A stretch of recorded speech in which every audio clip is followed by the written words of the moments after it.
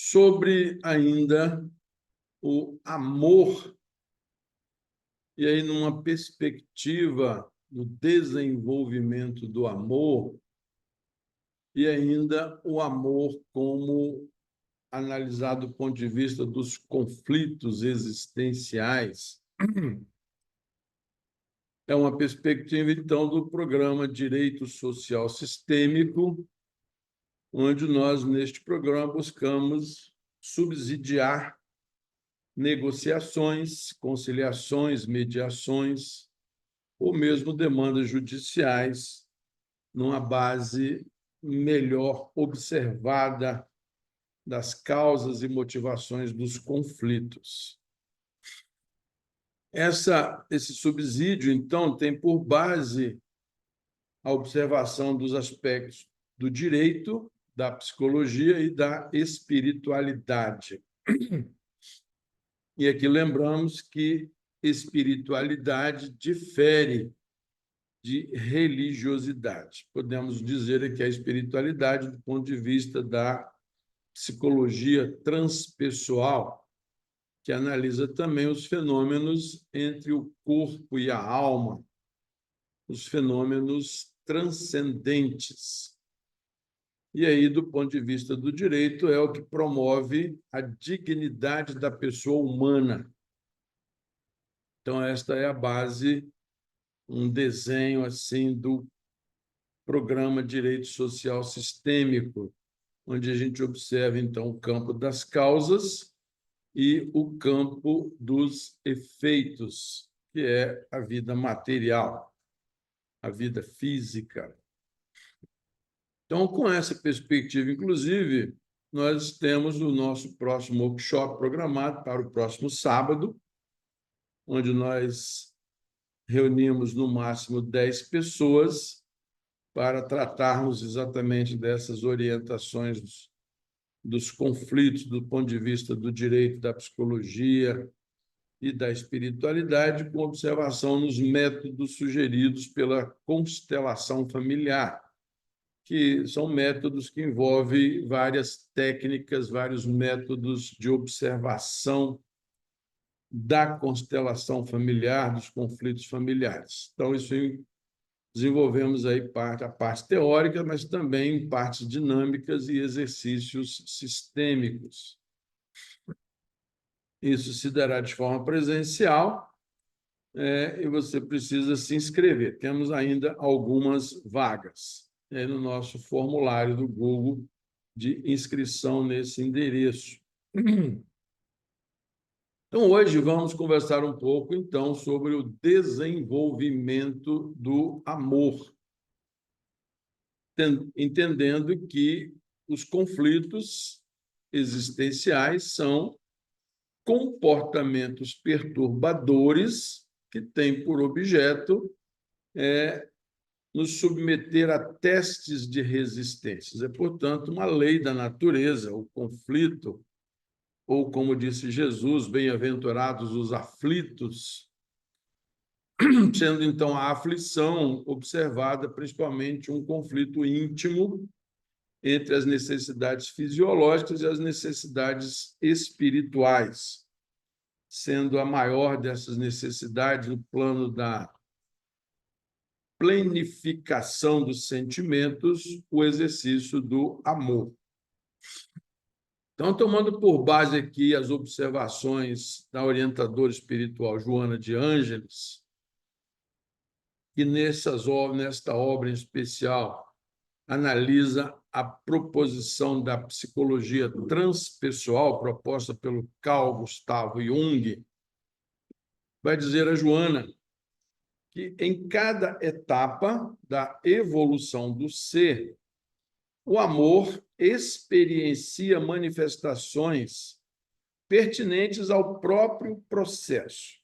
Então, nós vamos ver aqui no curso desta conversa que o amor tem etapas e que requer experiências.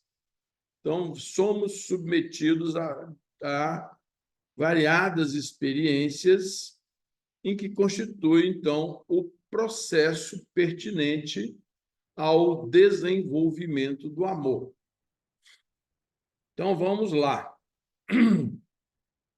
Dos impulsos desconexos à proteção às crias na fase animal, esse psiquismo avança na escala evolutiva sob a contribuição dos sentimentos de defesa e orientação, que surgem nos primórdios da razão, embora sob os impositivos da dor.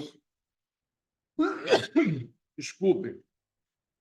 Então, nós vamos ver aqui que a dor, o sofrimento, é também parte do processo evolutivo, dos mecanismos que nos impulsionam à busca da nossa própria evolução rumo à razão, à racionalização, à compreensão desses mecanismos, desse sentimento de defesa e de orientação, de valoração, como vai dizer o Jung, né, com os mecanismos ou com as funções psíquicas, que são o sentimento, a emoção, o pensamento e a intuição, que nós também compreendemos abranger os processos de inspiração. Então, destaca a Joana aqui que o medo que predomina na natureza animal transfere-se para o ser humano, que aprende a submeter-se de modo a poupar-se aos sofrimentos e a diminuir as aflições. Olha que função providencial que é o medo, é o de diminuir as aflições, porque o medo nos convida a enfrentar ou a fugir do objeto do medo. Então, muitas vezes é necessário a fuga, né, para a diminuição das aflições. Imagina você num campo, por exemplo, onde há ainda algumas feras querendo proteger as suas crias. Quem já morou em roça e viveu em fazenda tem a experiência teve provavelmente a experiência de se deparar com uma vaca recém-parida, como que ela defende a sua cria. Então, não é aconselhável chegar perto. E isso, então, esse medo pode diminuir aflições. Ou tem gente até que já corre, por exemplo, uma galinha choca, não é, que também defende os seus pintinhos e, às vezes, defende com violência. Então, são mecanismos de proteção e de defesa. A domesticação da fera transforma-se em educação do indivíduo humano e social. Olha que curiosidade aqui que a Joana destaca. Temos o indivíduo social.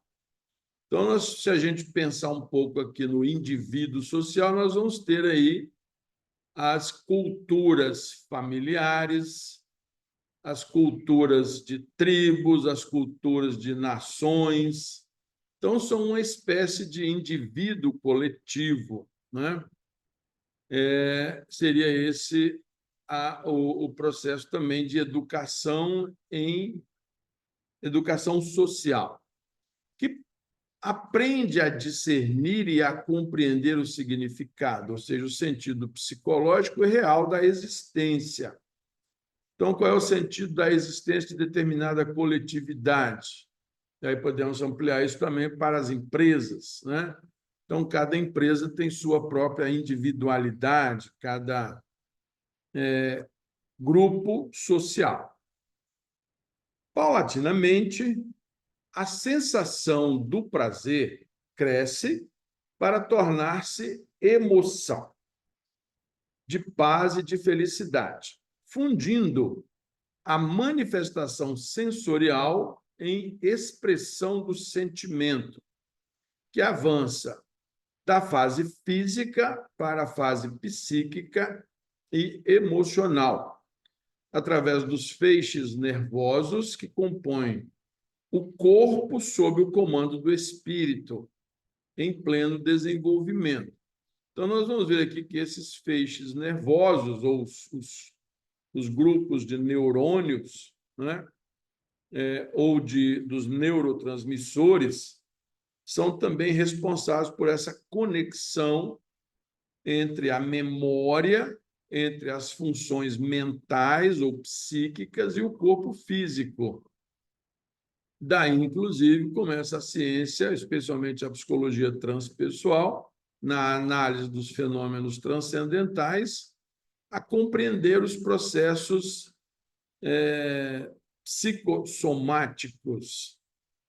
Então, vejamos aqui que há um destaque em especial para momentos, etapas do processo de amor, que vai das sensações, das emoções, da sensorialidade, que é a percepção, para o sentimento, que é quando a percepção é submetida, a percepção submete a sensação à razão, e daí, então, surge o sentimento, e aí já sob o comando pós-raciocínio, que é a atribuição da intimidade do ser, da consciência, do espírito, da alma, do inconsciente, quantos nomes isso possa representar ou significar para cada campo de observação científico, religiosa, filosófica.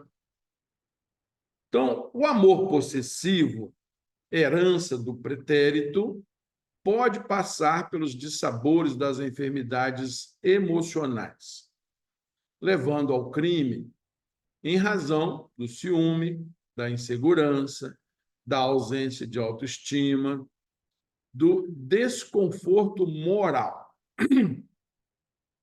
Vamos nos lembrar aqui mais uma vez que o desconforto moral é dado pelas manifestações do egoísmo em razão de eu querer o outro para mim, para a satisfação das minhas necessidades, para também, às vezes, como objeto da minha felicidade. Então, quando a minha felicidade é ameaçada pelo outro, isso vai gerar um desconforto moral.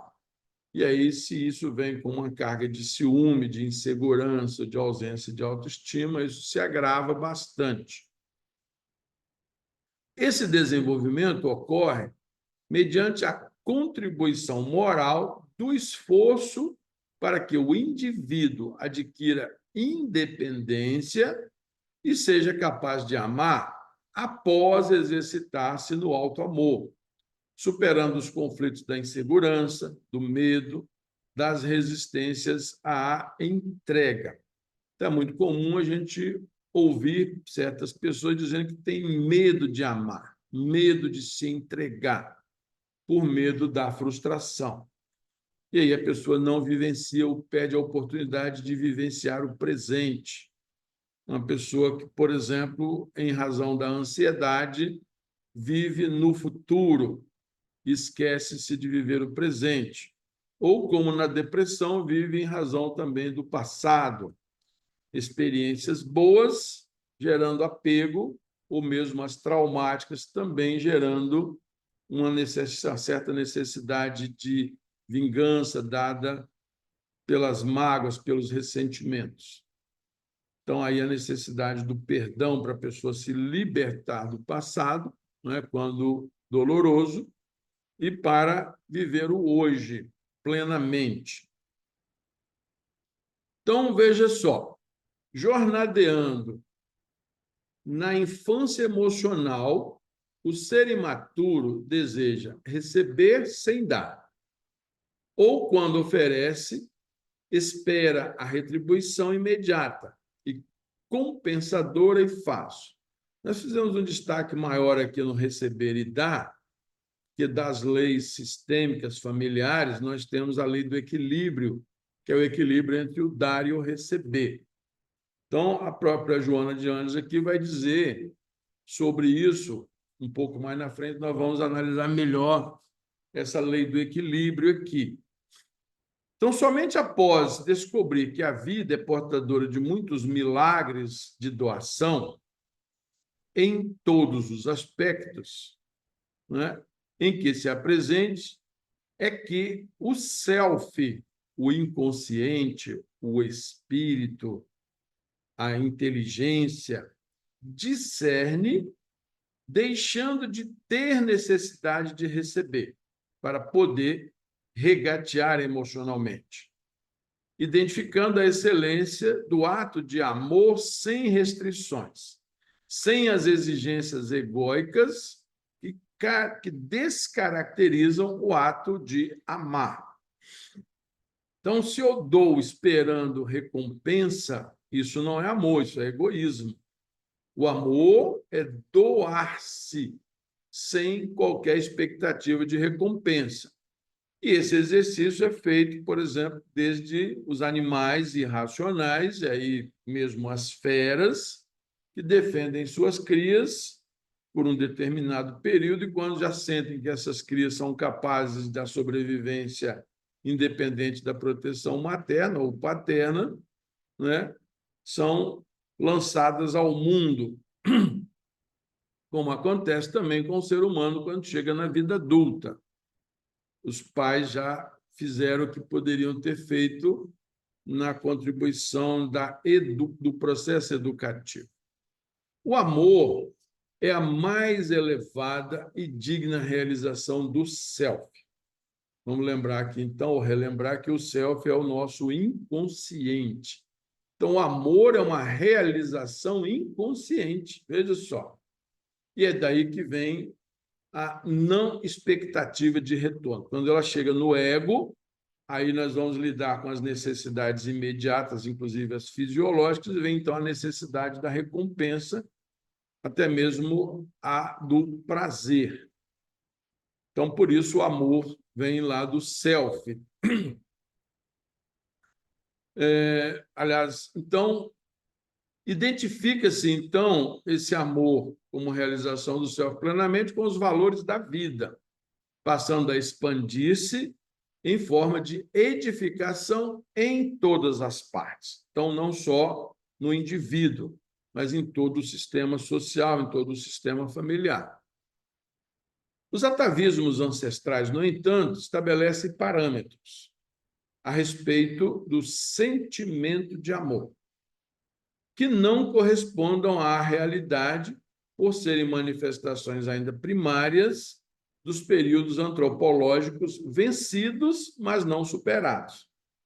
Então, veja só, o nosso atavismo, o nosso passado ancestral, mesmo longínquo ainda, e aí estamos falando, inclusive, do irracional, estabeleceram parâmetros, que é a da expectativa da compensa em razão das necessidades egóicas, das necessidades do ego, diferentemente das necessidades do self, que não espera recompensa. Então, processos educativos castradores, métodos coercitivos de orientação emocional, desenvolvem no adolescente e aprofundam mais tarde nos adultos conflitos que não existiam na infância, gerando medo, ansiedade e desconfiança em relação às demais criaturas e à sociedade em geral. Então, a criança, por inocente, por estar vivendo muito orientada pelo self, né, principalmente na primeira infância, ela simplesmente entrega-se, vive o presente, aproveita ali sem as preocupações castradoras que vão se avolumando na medida que o ser vai se desenvolvendo para a adolescência, para a vida adulta. Então, os processos educativos castradores, que dados muitas vezes pelas nossas lealdades ancestrais, pelas culturas. Então, nós vamos ver aqui, por exemplo, os problemas de gênero, eles surgem depois da primeira infância, e somos nós, os adultos, que vamos, então, em razão das castrações e dos métodos coercitivos, gerando essa orientação emocional, que é, por exemplo, hoje a cultura machista, a cultura feminista, que ainda estão enraizadas em nossos valores, em nossas atitudes e orientações. Então, a espontaneidade infantil, que existia no âmago do self, cede lugar à hipocrisia adulta, à negociação para estar bem, mediante o engodo e a promessa, longe do comportamento natural e afetuoso que deve viger no amor. Então, aqui nós vamos relembrar mais uma vez a importância de saber e ter a coragem de dizer não quando se quer dizer não, e saber e ter a coragem de dizer sim quando se quer dizer sim. Então, seja o seu não, não e por que não. Seja o seu sim, sim e por que sim, para você, e de forma autêntica. Ou seja, a autenticidade aqui é a conexão interior entre o ego e o self. Porque, às vezes, a gente diz não querendo dizer sim e diz sim querendo dizer não. Isso é a hipocrisia, é a falta de autenticidade. Primeiro, conosco mesmos. Então, quantas vezes eu sou desonesto comigo mesmo e me falta autenticidade por necessidade de adequação às conveniências, seja familiares, seja profissionais. Então, nós vamos ver, por exemplo, em muitos casais que têm uma vida doméstica completamente insatisfatória e às vezes até violenta, mas permanece essa convivência em razão de algumas conveniências, especialmente aí podemos dizer nas famílias mais aquinhoadas, e essas conveniências muitas vezes são em razão de patrimônios materiais, né, de manutenção de empresas, de manutenção da herança ou da destinação para os herdeiros do primeiro casamento. E nós vamos vendo isso se modificando com as famílias reconstituídas. E já temos agora até as famílias multiespécie, onde os animais já fazem parte da família, inclusive já sendo objeto de decisões judiciais acerca da guarda e da convivência em razão dos afetos. E, efetivamente, necessária, porque também os animais vão desenvolvendo seus afetos. Então, as expectativas de quem ama são decorrentes da visão distorcida da realidade dos afetos, da realidade afetuosa. Então, o que é a realidade dos afetos? Nós confundimos o afeto com o amor. Então, você tem o afeto pelo pai, é um tipo de afeto. O afeto pelo filho é um tipo de afeto, pelo neto, pelo tio, pelo primo, pelo companheiro de trabalho, pelos amigos. Então, são afetos diferenciados, por exemplo, dos afetos conjugais, dos afetos do namoro. Então, nós confundimos também essa realidade afetuosa que difere de acordo com o estabelecimento da relação moral que há entre cada ente da constelação familiar. Então, essa visão distorcida da realidade afetuosa, essa expectativa decorrente dessa visão, esperando plenificar-se com a presença de outrem. Então, a realidade afetuosa gera uma expectativa de felicidade, bem-estar vindo do outro, esquecendo-se de que ninguém pode proporcionar ao ser amado aquilo que não foi gerado nele mesmo. Pode oferecer-lhe estímulos valiosos para o encontro do que já possui em germe, mas não pode transferir-lhe por mais que eu deseje. Então, eu não consigo, por exemplo, pegar a minha felicidade e transferir para um outro que esteja infeliz.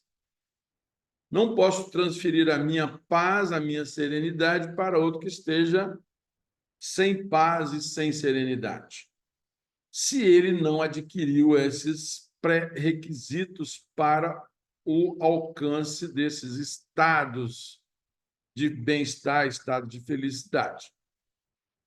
Então, não tem como fazer essa transferência. Da mesma forma, não se consegue infelicitar senão aquele que já mantém o conflito da desarmonia interior, embora submerso em neblina, que vai dissipada pelo calor da realidade, que é a exteriorização do outro conforme é, e não consoante a imagem que se lhe faz. E aqui vamos lembrar que o que vai sendo dissipado pelas nuvens, né, na memória, submerso em neblinas, são, por exemplo, as ocorrências da infância, sejam elas ocorrências felizes ou traumáticas, gerando a realidade interior que faz com que a pessoa seja como ela é. E aí, muitas dessas ocorrências estarão sob essa neblina, submersas no inconsciente ou no subconsciente. E aí, a necessidade de terapia para que essa pessoa consiga trazer de volta ao consciente aquilo que foi arquivado na memória e agora submerso em nuvens, em neblinas, não perceptíveis senão em determinadas circunstâncias ou, como dizem alguns terapeutas, em razão de alguns gatilhos. Mas é preciso que essa infelicidade seja compreendida como de responsabilidade daquele que a sofre. Não tem como eu também tirar a infelicidade do outro. Não tem como doar felicidade, transferir, mas também não tem como transferir para mim a infelicidade do outro. Então, é o processo de enxergar a pessoa como ele é, como ela é, e isso é um processo que nós vamos ver aqui, precisa ser um processo educativo, isso desde a infância. Então, vai dizer a Joana de Anjos aqui que na experiência do amor é indispensável o autoenriquecimento. E esse autoenriquecimento vem necessariamente de experiências, a fim de poder entender e sentir a manifestação afetuosa do outro. Esse entender e sentir aqui, estamos falando da empatia, da sensibilidade de perceber o outro como ele é. E, às vezes, essa sensibilidade ela também pode transferir cargas emocionais, através de cargas magnéticas. Então, é você chegar perto de uma pessoa que está infeliz e sentir, né, e perceber ou entender que ela está infeliz. Mas você não vai conseguir fazer com que ela deixe de estar infeliz. Você pode até transmitir uma sensação, uma carga magnética positiva de amor, de serenidade, mas aquilo, voltando o gatilho, vai retornar se não for devidamente tratado o conflito ou aquilo que está na memória submerso, no inconsciente ou no self. Então, e aí nós vamos ver aqui que essa percepção e a manifestação afetuosa do outro, que ele comparte as alegrias e lhe reparte as satisfações. Então, nós entendemos aqui que compartilhar as alegrias é enxergar o outro, e repartir as satisfações é dividir aquilo que gerou satisfação para você.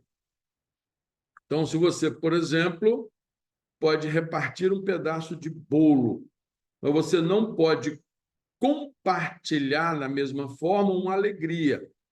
Então, o compartilhar a alegria pode até ser a sensibilização do outro com a sua carga emotiva de felicidade ou de bem-estar, mas é diferente de repartir. Vou te dar um pedaço e vai satisfazer o outro. Seria o repartir as satisfações.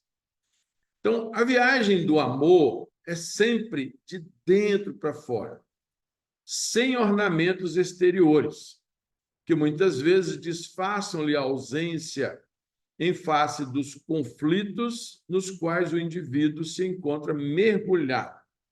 Então, eu posso usar adornos exteriores para disfarçar os meus conflitos internos. E, às vezes, são as máscaras que a gente usa ou que a gente coloca no outro, e vamos ver aqui um pouco mais na frente, né, que essas máscaras são nós que colocamos no outro ou com que o outro se apresenta para, em verdade, ocultar os seus conflitos. Então, por imaturidade psicológica, as pessoas fingem amar, sonham que amam, permutam brindes, que muito bem foram definidos por Erich Fromm e outros autores como a orientação para transações. Então, nós vamos ver aí, por exemplo, a permuta de afetos com joias, com perfumes, com presentes, né, de que o outro, o objeto do nosso desejo, seja agradado. E essa é uma permuta de transações. Então, você não vai comprar o amor, você pode até comprar o prazer, né, com essas permutas, essas transações, mas não o amor que é interior, é interno e não requer manifestações exteriores, ou seja, o amor é de dentro para fora. Então, eu posso cobrir uma pessoa de ouros e joias e pedras preciosas, mas isso não vai modificá-la, senão se ela assim o desejar.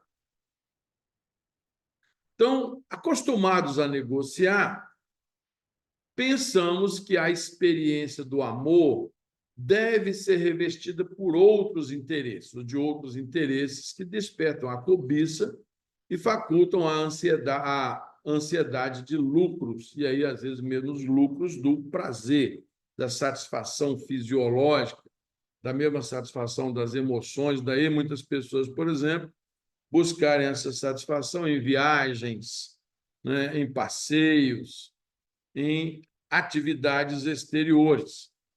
Claro que não estamos dizendo que isso não tem valor, mas estamos falando do sentimento do amor. Então, uma certa sensação de bem-estar em razão de uma atividade exterior tem uma duração, mas aquele problema, o conflito, vai persistir.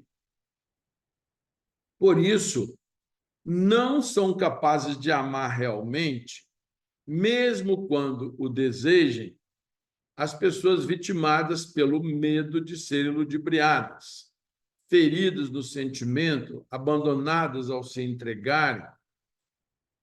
Destacando um pouco aqui esse vitimadas pelo medo de serem ludibriadas, nós estamos nos deparando aí nas mídias e cotidianamente. Hoje mesmo eu ouvi na rádio de notícias uma entrevista com uma delegada de proteção à mulher e ao idoso, né?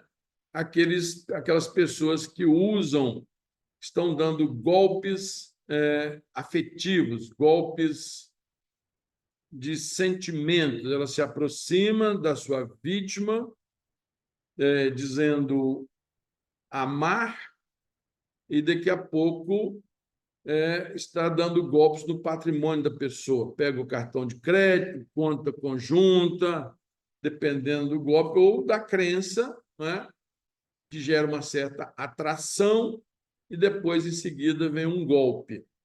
Então, são estelionatos afetivos, como tem sido referenciados aí nas nossas mídias. E essas pessoas, então, vitimadas por esses ludibriadores, vão revestir-se de medos do afeto. E aí vão se indisponibilizando cada vez mais para umas relações verdadeiras. Então, há um esquecimento em torno da emoção de que se pode amar e se deve amar. Porém, nunca amar por necessidade de ter um amor. Outra vez, nós vemos aí nas redes sociais também hoje alguns países, algumas sociedades, algumas comunidades que estão comprando aparências de bem-estar, aparências de relacionamentos saudáveis, agradáveis. Então, temos notícias, por exemplo, de que jovens japonesas, né, compram momentos de companhia de outros jovens para apresentarem-se aos seus amigos, aos seus colegas e mesmo aos seus familiares. Então, vamos ver aí, na verdade, pessoas que serão quando imaturas, vitimadas pelos enganos do amor. Por essa razão, o amor resulta de um estado de amadurecimento psicológico do ser humano, que deve treinar as emoções, partilhando os sentimentos com tudo e com todos. E vamos ver de novo que o amor difere do afeto. Então, o que nós sentimos pelo cônjuge é afeto. O amor deve ser com todos. E o amor é o sentimento sublimado do desejo de doar-se em espírito e doar-se moralmente, ou seja, tratar com solidariedade, com fraternidade a todos igualmente. Isso vai nos pacificar na nossa convivência social. Então, é do afeto que vai, quando frustrado, gerar o ódio, às vezes os ressentimentos, às vezes o sofrimento. Então, quando se ama um cão, um gato ou um outro animal qualquer, nunca se espera que ele seja algo diferente da própria estrutura ou que alcance um nível impossível na sua faixa evolutiva. Isso é um exercício de enxergar o animal como ele é. Você pode até domesticá-lo, pode até fazer com que ele se comporte de tais formas, mas ele não perderá suas características, não deixará de ser um animal, ou um gato, ou um cão, ou um gato. Então, o ser humano também é assim. Então, é preciso que nós compreendamos o outro como ele é e o tratemos como ele é. Para isso, nós precisamos aprender também a não fazer julgamentos, a não querer impor no outro, como num espelho, aquilo que nós gostaríamos ou que somos realmente. Então, muitas vezes, a gente quer ver o outro como nós somos. E aí vão gerando esses conflitos. Então, todavia, quando se ama a outrem no nível de humanidade, e aí da solidariedade, da fraternidade, da compreensão de que somos todos iguais, de que temos liberdade, como no artigo 5º da nossa Constituição Federal, que vai falar sobre a dignidade da pessoa humana, quando não se viola a vida, não se viola a liberdade, a igualdade, a segurança e a propriedade. Então, quando se ama a outra no nível de humanidade, ou seja, da dignidade da pessoa humana, sempre se exige que o outro submeta-se, adquira valores que ainda não possui, cresça ao elevado patamar da expectativa com que se lhe afeiçoa. Então, daí vêm as distorções e as violações da dignidade, quando eu crio uma expectativa, uma esperança de retorno. E veja só o que nos alerta aqui a Joana de Ângeles. Na educação, nos nossos processos educativos, erroneamente, há o sistema de punição e de recompensa. Raramente, o sistema de discernimento de valores, referindo-se ao que é verdadeiro e ao que é falso, ao nobre e ao mesquinho, ao digno e ao vulgar. Usa-se a ameaça como forma de impedir a repetição de erros, gerando medo, hipocrisia e fingimento. Então, esse processo errôneo educativo é o que a gente vai analisar do ponto de vista sistêmico, que também é dado pelas nossas lealdades ao que vem dos nossos ancestrais. Então, se o meu bisavô, o meu avô, a minha bisavó, a minha avó se comportava de determinada forma e, em razão da hierarquia, da ordem de chegada, eu a tenho ou tenho esses entes antepassados como referências a ser seguidas. Isso é uma lealdade que, às vezes, pode e, às vezes, precisa ser modificada. E essa modificação é olhar para esses antepassados e dizer: Eu respeito vocês como são, mas eu vou fazer diferente. E aí mudar a sua forma de agir. Então, nós temos, por exemplo, uma experiência que a gente desenvolve num programa chamado Escola de Paz, onde a gente diz para as mães: não gritem com os filhos, não batam, buscando implementar nesse programa aquilo que está estabelecido como segurança do desenvolvimento humano no Estatuto da Criança e do Adolescente, que é facultar o desenvolvimento físico, mental, moral, espiritual e social. Então, é enxergar a criança como tendo que ter respeitado essas suas dimensões humanas. Repetindo, a dimensão física, que é compreendida, então, pela saúde, pela higiene, pela boa alimentação, também a dignidade mental, a dignidade moral, espiritual e social da mesma forma. Então, o que seria, por exemplo, uma violação mental? É exatamente o fazer gerar medos, inseguranças. Então, vai dizer que a Joana de Anjos que isso são formas de impedir a verdadeira educação e a repetição dos erros. Então, assim ocorrendo, como forma de vida, no momento do amor, o fascínio exercido pela função da libido leva à necessidade da conquista de outrem. Aquele que lhe desperta o desejo a qualquer preço, dando lugar a sentimentos que não correspondem à realidade.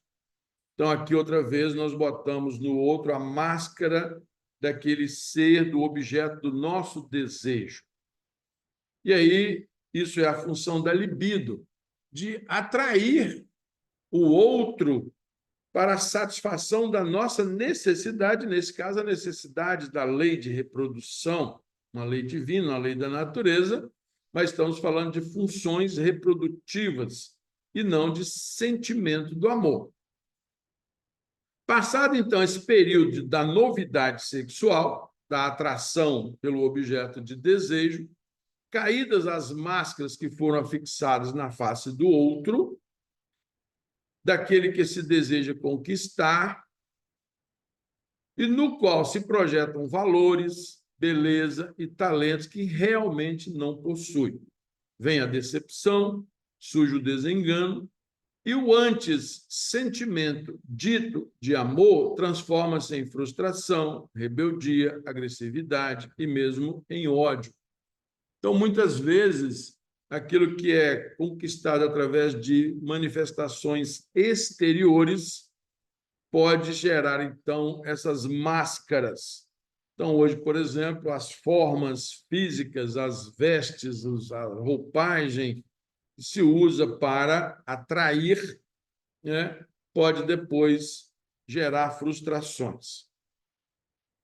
Então, os relacionamentos afetivos são individuais, transformando o amor em uma emoção responsável, madura, preparada para os enfrentamentos e desafios perturbadores, tornando-se gentil e incondicional. Então, olha só, os relacionamentos afetivos, aqueles gerados, por exemplo, no seio social e basicamente no seio da família, então você vai ter de novo a fé de pai, de mãe, de irmãos, de tios, de primos, de colegas de trabalho, ampliando essa relação familiar. Então, elas são individuais e elas vão subsidiar, transformando o amor em uma emoção responsável, madura, preparada para os enfrentamentos. Se nessas relações afetivas já são geradas frustrações do tipo entes familiares que causam violências físicas, sexuais nas crianças, nos adolescentes, isso vai gerar frustrações que podem ser levadas ao subconsciente em razão do empurrar para o subconsciente essas memórias, por não querer tratá-las por diversas conveniências, às vezes da própria família, mas isso vai gerar desafios perturbadores. Então, desse modo, um relacionamento amoroso são duas metades que se completam, embora possuindo características diferentes, ou seja, são uma metade que, em verdade, é um todo individual, mas que se harmoniza pelo sentimento afetivo. Então, eu só posso completar a minha outra metade se eu também estiver inteiro, se eu estiver bem comigo mesmo. Se eu estiver exigindo que ele venha completar a minha felicidade, aí o risco de amor, do verdadeiro amor, vai ser colocado em xeque. Então, cada um deve manter a preocupação de oferecer mais do que recebe, resultando em constante permuta de emoções felizes. Aqui, então, aquilo que nós falamos antes lá da lei do equilíbrio, a lei do equilíbrio sugere isso. Se eu recebi alguma coisa, eu devo doar um pouco mais. Se eu fui também violado em alguma expectativa, eu devo retribuir também, mas nesse caso um pouco menos. Essa é uma perspectiva de equilíbrio, não é de vingança, não é de buscar um retorno da minha frustração àquele que eu acho que foi a causa da minha frustração. Foi a minha expectativa que gerou o menos do que eu desejei receber. Então, a lei do equilíbrio ela vai ser dada na minha intimidade. E aí, o que vai realmente superar isso é o amor sem expectativa, é o dar sem expectativa, que é o verdadeiro amor. Então, as pessoas que amam, a pessoa que ama deve medir quanto ama, quanto é capaz de doar sem expectativa de receber de volta, a fim de que mantenha a responsabilidade de levar adiante o compromisso afetivo. Então, se eu doar com a expectativa de receber um pouco mais, eu vou frustrar-me. Mas se eu doar mais do que o outro espera, eu vou gerar realmente o amor, o sentimento de gratidão. E isso é que vai gerar, então, a maturidade na relação.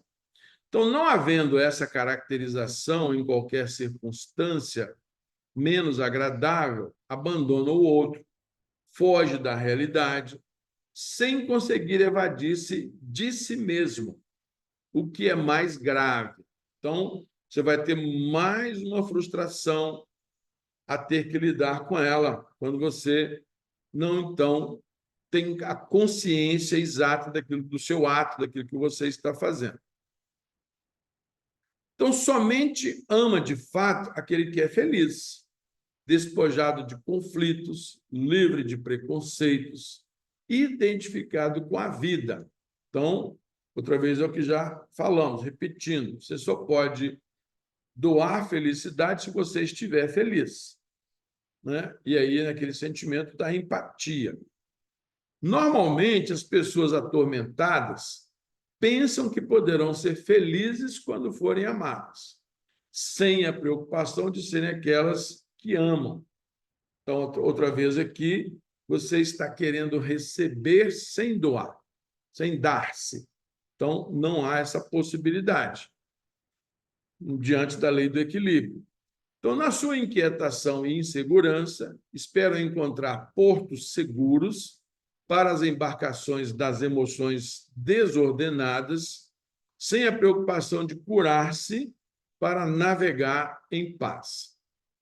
Então, não havendo amor interno, ou seja, do ego e do self, da autenticidade de você para com você mesmo, ou seja, da sua realidade exterior para com a sua realidade interior, sem o seu autoconhecimento, sem conhecer as suas próprias capacidades, asfixia-se no desespero, transmite essa sensação estranha e inquietadora, sem condições de saberem receber a bonança que lhe chega quando as alcança. Então, é aquela pessoa que tem enraizada lá traumas, medos, inseguranças. Quando chega o amor, ela não consegue receber. As pessoas que têm medo de ser feliz, medo de amar. né? Porque não sabe receber. Então, logo fazem-se exigentes, ciumentas, vigilantes e apreensivas, em constante ansiedade, temendo perder o que gostariam que lhes pertencesse. Então, diante hoje das tecnologias aí do celular, nós vemos, então, as pessoas se protegerem por senhas, por não querer partilhar a sua intimidade, aquilo que realmente gosta de fazer, aquilo que realmente pretende fazer em doação. Então, são pessoas com essas preocupações de exigirem, ciumentas, vigilantes, apreensivas, em constante ansiedade. Ninguém pode aprisionar o amor, porquanto, se o tenta, asfixia o amor ou mata o amor.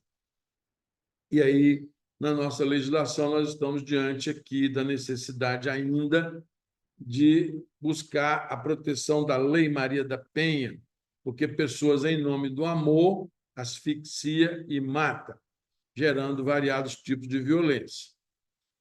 Então, enquanto viger o interesse físico, a busca da beleza, do contato sexual, em face da atração irresistível, o amor estará distante, apresentando-se em forma de síndrome de Epimeteu.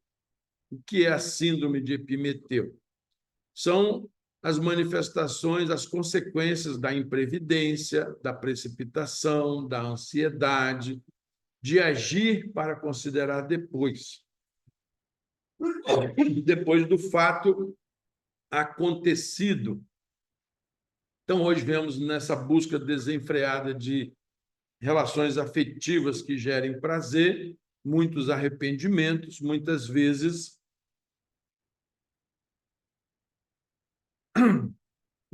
advindas até de gestações indesejadas, e aí gerando abortos, o que vai comprometendo a consciência de cada um que submete-se a uma situação dessa magnitude.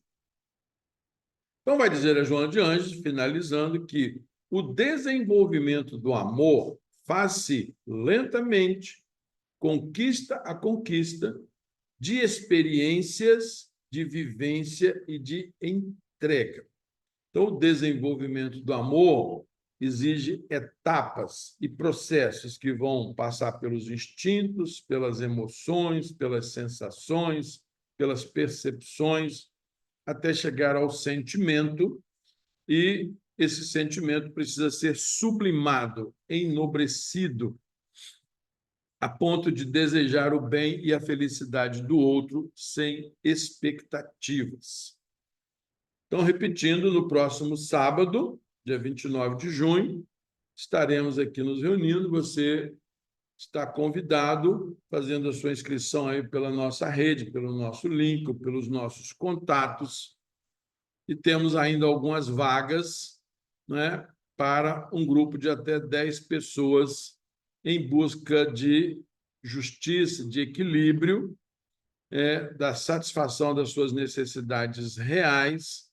E nós vamos apresentar métodos alternativos com observações sistêmicas, pré-processuais. Às vezes não precisamos resolver isso na forma de processos judiciais, pode ser resolvido em atendimentos ou em oportunidades como essa de observações sistêmicas pré-processuais, que vai nos ajudar a conciliar os nossos conflitos.